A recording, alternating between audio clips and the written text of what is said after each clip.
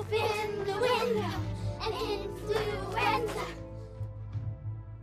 1918 was a time when a white scarf innocently tied to the door handle of a house could elicit fear from each passerby on the sidewalk. Upon seeing this ominous white scarf affixed to a doorknob, passerbys would avert their eyes and scurry away, eager to be anywhere but near the dwelling of the nearly dead.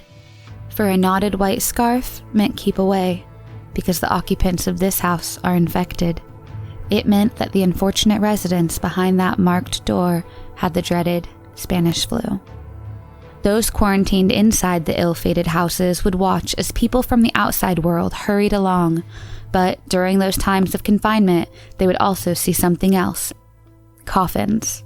Lots of them. Of all sizes. Coffins carrying neighbors, young and old alike, who, just the other day, had been the ones scurrying by trying to escape from the virus that was invisibly engulfing an entire generation of history. With over 500 million infected, or about 1/3 of the world's population, the 1918 so-called Spanish influenza has been referred to as the mother of all pandemics. Netting over 50 million deaths worldwide, the 1918 flu killed 5 times as many people globally as in World War I, and 10 times more than AIDS has killed globally in the last 40 years. This virus killed more Americans than have died in all the wars America has ever fought in, World War I and World War II, Vietnam, and both the wars in the Middle East. It spread with astonishing speed around the world, overwhelming India and reaching Australia and the remote Pacific Islands. In just 18 months, at least 1/3 of the world's population was infected. This was one of the deadliest pandemics in human history.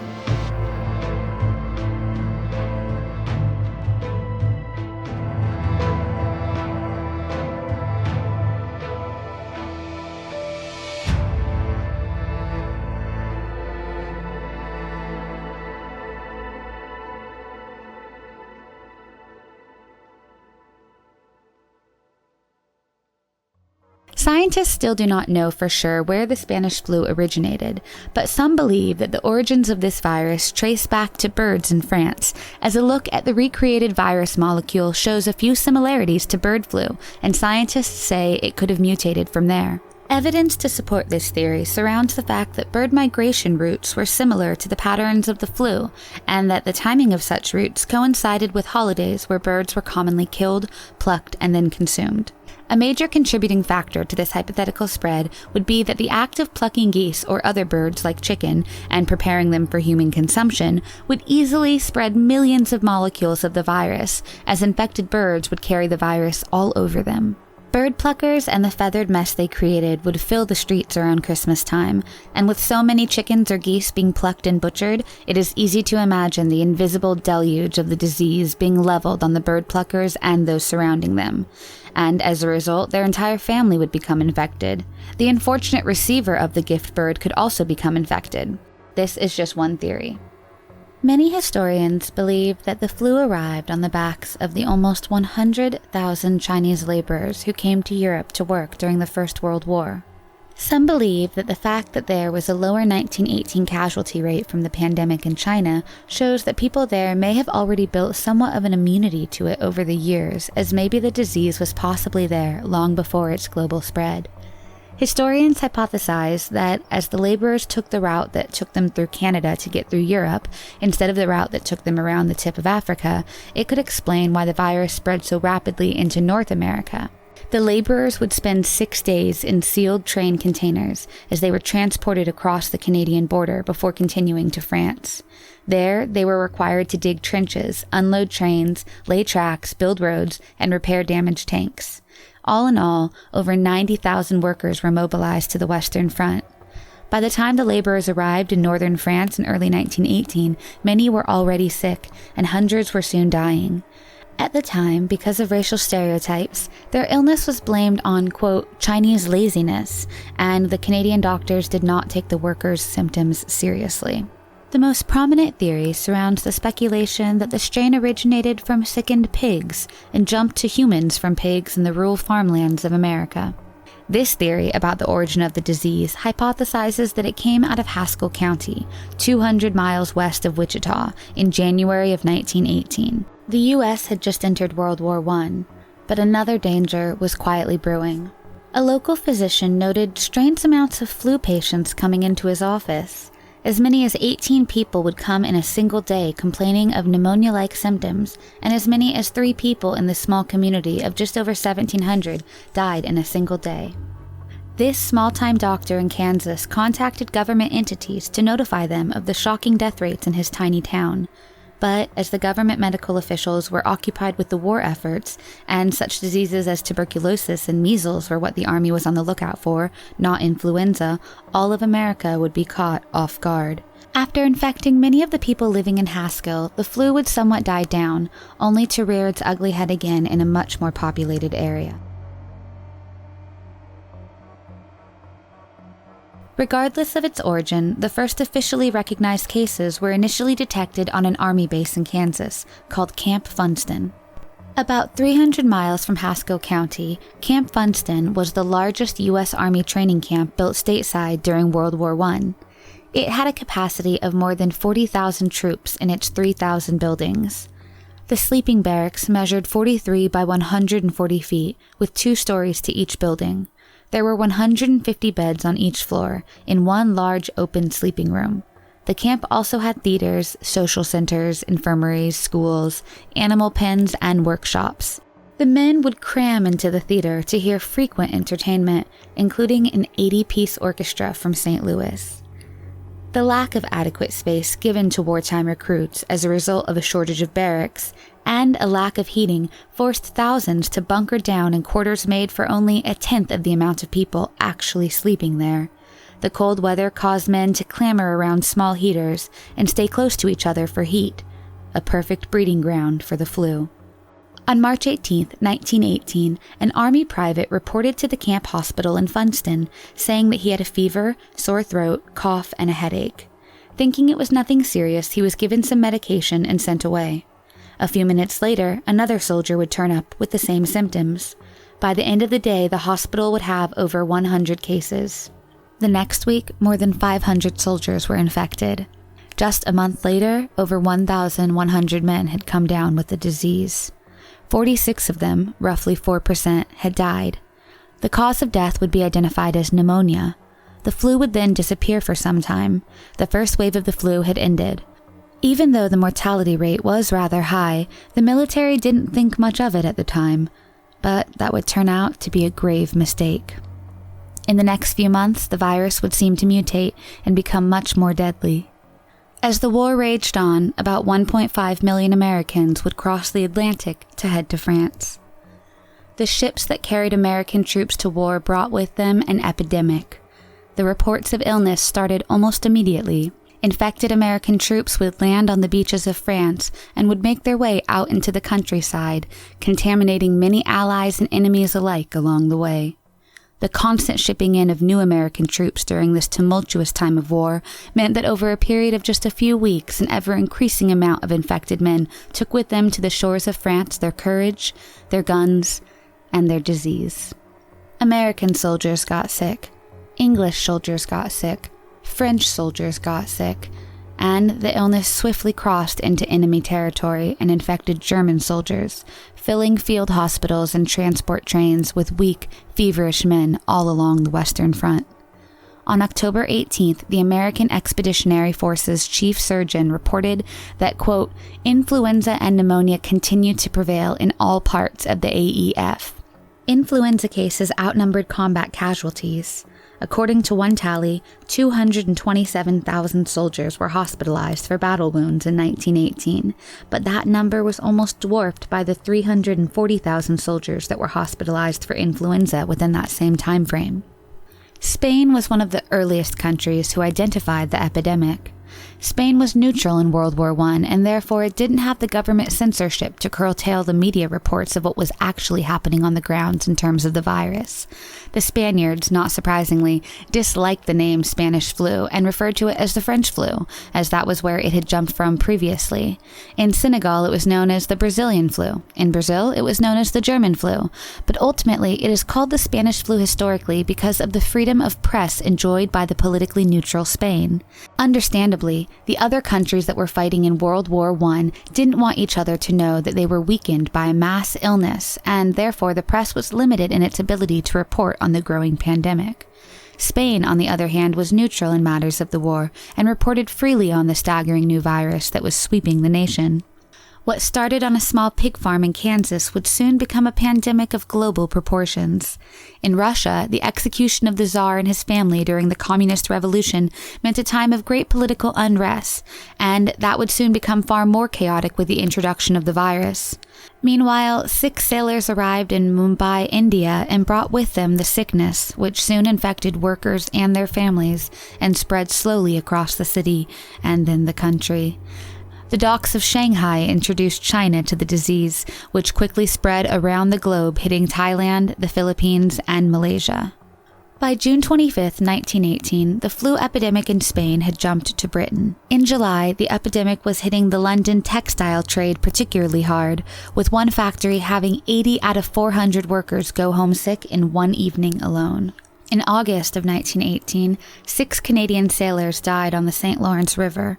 In the same month, cases were reported among the Swedish Army, then in the country's civilian population, and also among South Africa's laboring population. By September, the flu had reached the U.S. through Boston Harbor.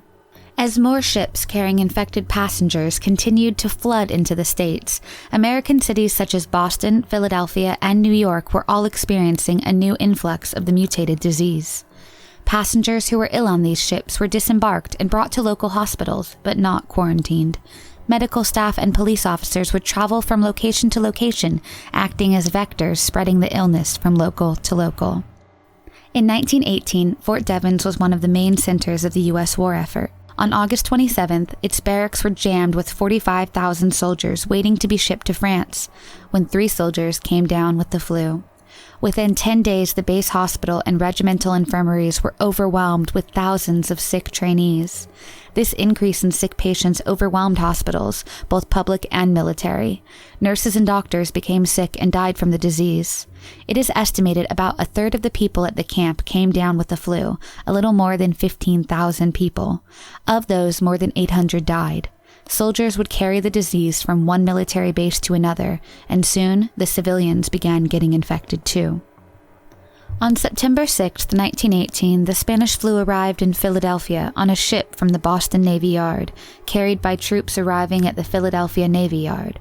Approximately 1 week later, on September 14th, the Philadelphia Evening Bulletin noted, quote, "Spanish influenza here."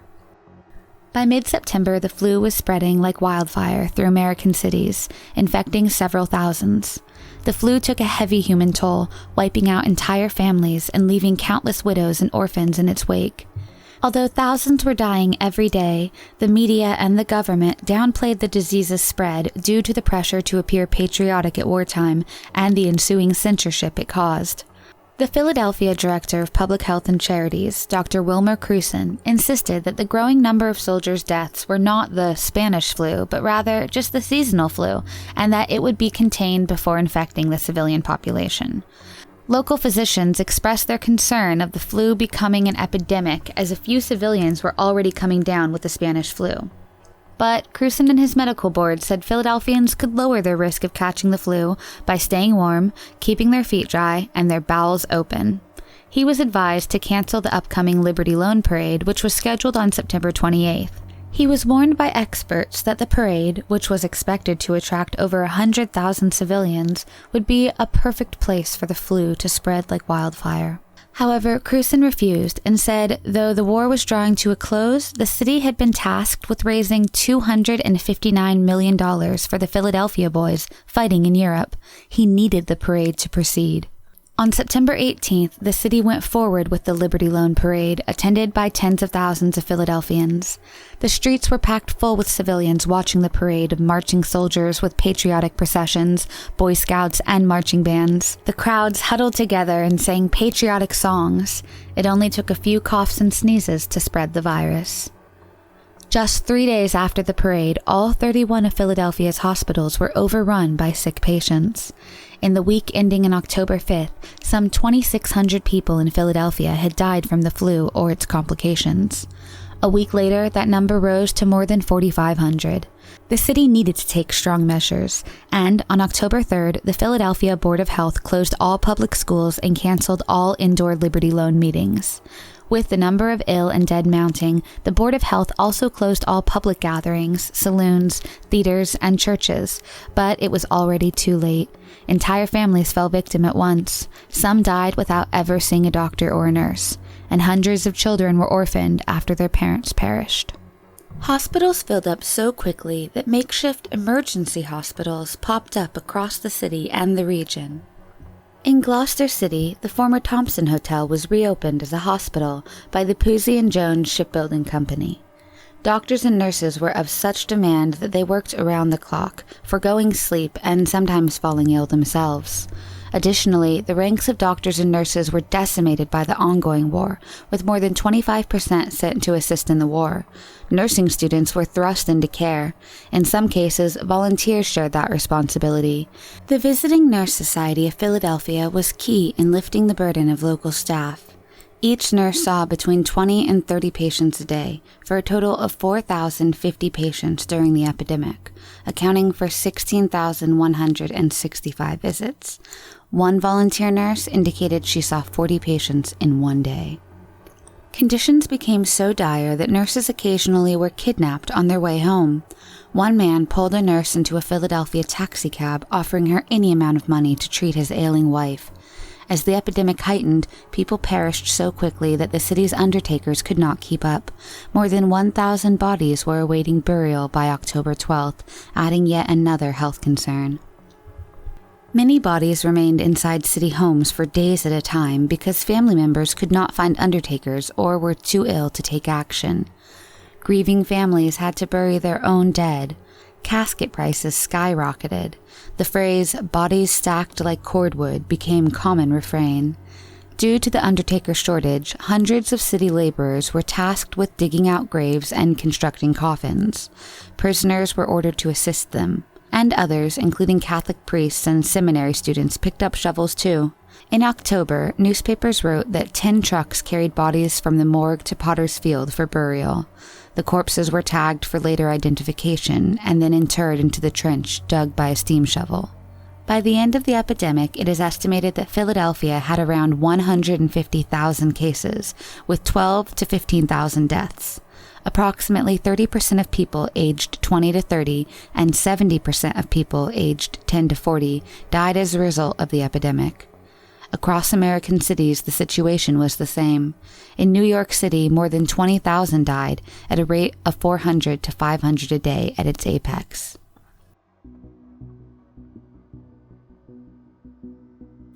The virus has been called opportunistic, aggressive in a way that had never been seen or recorded in modern history books. Outside of the plague, it would cause more than 50 million deaths. The symptoms were varied and brutal. The first inkling that one had the virus was an overwhelming desire and need to sleep. Then the cough would come, and with that, the fever and the ensuing delirium. The lack of oxygen that came from the fluid in the lungs would lead to what people called a heliotrope cyanosis. Heliotrope is similar to the color of lavender. Cyanosis was a common and deadly sign of this strain of influenza. A patient's skin was key in identifying the virus, but a complexion of bluish lavender was the sign of near death. Some doctors recalled that one couldn't tell the race of a person anymore based only on their skin color because of the blue hue that all patients had adopted as a result of the oxygen deprivation. This led to the coining of the term the Blue Death. Essentially, they were drowning in fluids in their lungs and their bodies were being deprived of oxygen, thus turning blue.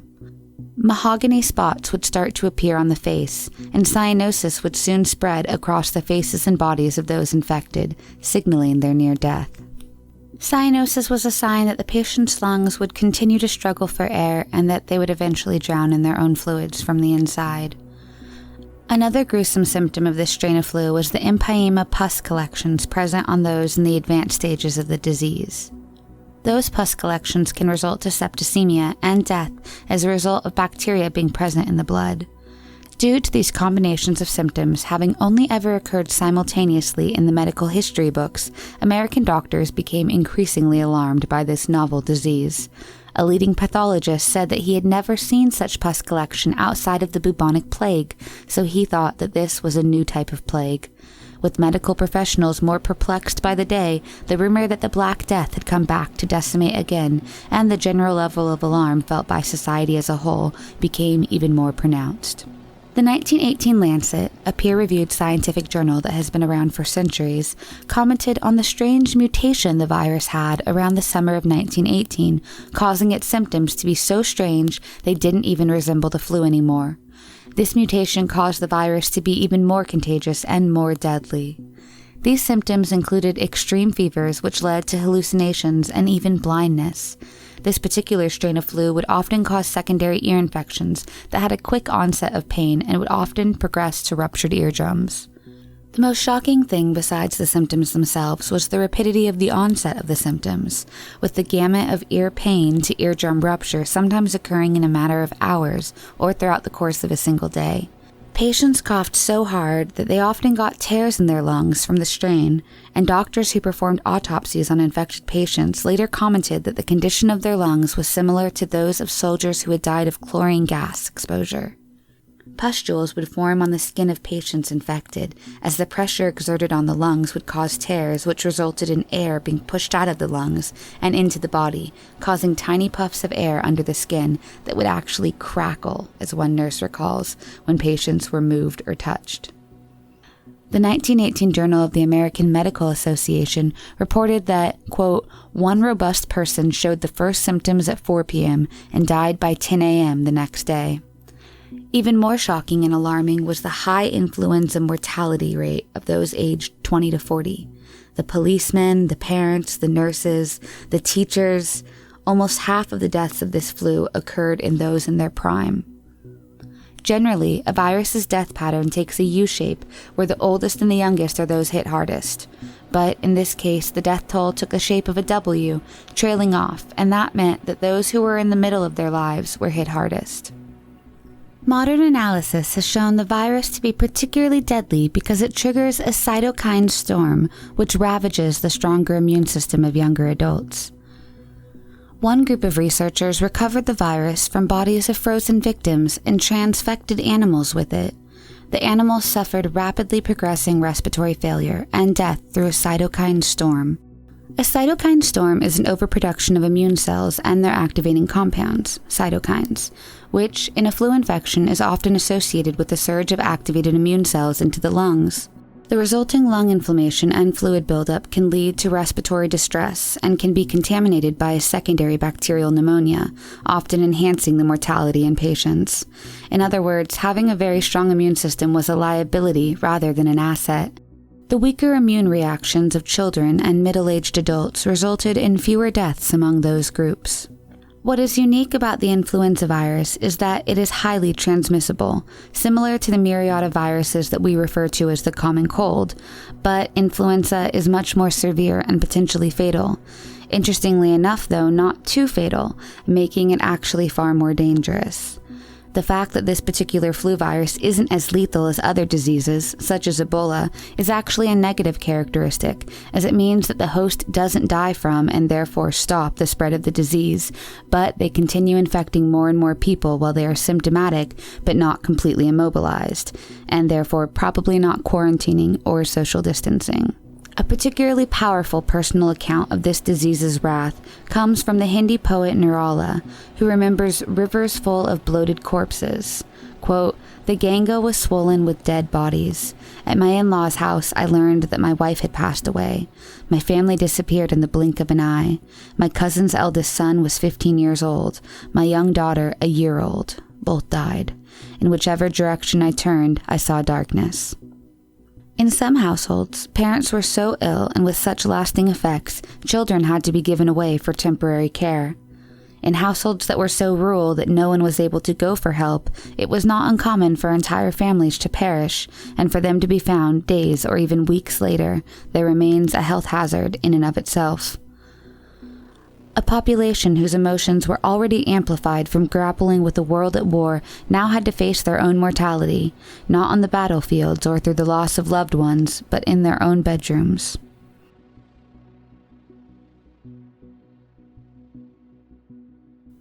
In 1918, with a growing number of cases and deaths, the U.S. government gave public health services $1 million to find a cure for the flu. Medical professionals throughout the country worked tirelessly to develop a vaccine. Hundreds would be produced, but the most promising came from a researcher in Massachusetts, who came with the most promising solution, giving people hope for a cure. Orders came from all over the U.S., and some 8,000 people were given the vaccine, but even vaccines were of no use. The researchers at that time thought that the influenza was due to a bacteria infection and made a vaccine for that bacteria, but the influenza was caused by a virus, and in those days, science knew next to nothing about viruses. There were no laboratory tests to detect or characterize these viruses. There were no vaccines to help prevent flu infection, no antiviral drugs to treat flu illness, and no antibiotics to treat secondary bacterial infections that can be associated with flu infections. Physicians tried everything they knew, everything they had ever heard of, from the ancient art of bleeding patients, also known as bloodletting, to administrating oxygen when possible. Meanwhile, some doctors suggested remedies including eating cinnamon, drinking wine, or even drinking Oxo's meat drink, which is beef broth. They were advised not to shake hands with others, to stay indoors, to avoid touching library books, and to wear masks in public. During this point, a lot of misinformation was also spread. At one point, aspirin was blamed for causing the pandemic, and people were advised against taking it, even though it may have helped the infected. Some companies also started to capitalize on the pandemic by advertising so-called cures, which were actually just snake oil hoaxes. On June 28, 2019, a newspaper published an advertisement recommending people that Formamints, a tablet made and sold by a vitamin company, were the best means of preventing getting infected, and that everyone from children to the elderly should take 4 or 5 of these tablets until they felt better. As there were no vaccines in those times, available tools to control the spread of flu were largely limited to non-pharmaceutical interventions, NPIs, such as isolation, quarantine, good personal hygiene, and use of disinfectants. While most U.S. cities were reeling from the pandemic, San Francisco relatively had a low infection rate. This was achieved because Dr. William Hassler, chief of San Francisco's Board of Health, took strong preventative measures even before the flu had arrived in San Francisco. He quarantined all naval installations before the flu arrived. Schools, theaters, and other places of public gathering were declared closed and off limits. The city was divided into districts, each with its own medical personnel, telephones, transportation, and supplies, so as to isolate areas of outbreak. Based on leading research that the transfer of the virus could be through droplets of bodily fluids coming from the mouth and nose, some cities forced residents to don gauze masks wherever they went for essential goods. These masks were made a requirement of the entire population in a trial ordinance. The city by the bay eventually made it a law to wear masks in public. Citizens caught in public without a mask or wearing it improperly were arrested and charged with disturbing the peace and fined $100. Citizens were reminded to don their masks through a popular rhyme of the day. Obey the laws and wear the gauze. Protect your jaws from septic paws. Generally, the public obeyed. On November 21, 1918, a whistle blast signaled to San Franciscans that it was safe and legal to remove their masks. All signs indicated that the flu had abated. All schools, theaters, and public places opened up again and sought to make up for what they had lost during each of the 6 weeks they were closed. The city had survived its attack of influenza in better shape than many of the other U.S. cities. 23,639 cases were reported, and there were 2,122 deaths. But the victory was premature. The flu would return to the West Coast for a third wave in January of 1919, and, believing that masks would protect them, businesses and theater owners fought back against the government's orders outlawing public gatherings. As a result of this public pushback and lack of social distancing, thousands of San Franciscans would be infected, and more than 6,000 died in the third wave of the flu. Fortunately, round 3 of influenza was far less severe than either round 1 or round 2, and many hoped that this was a signal that there was an end in sight. Similarly to San Francisco, the health commissioner of St. Louis, Dr. Max Starkloff, closed off all the schools, movie theaters, and banned all public gatherings when a flu outbreak was reported in a nearby military barrack. Because of these measures, San Francisco and St. Louis public health officials were able to flatten the curve and keep the flu epidemic from exploding overnight like it did in Philadelphia. Likewise, Australia, which had quickly enacted quarantine restrictions, managed to escape the first and second wave of the flu until the third wave in the beginning of 1919, when the disease finally arrived and took the lives of several thousand Australians.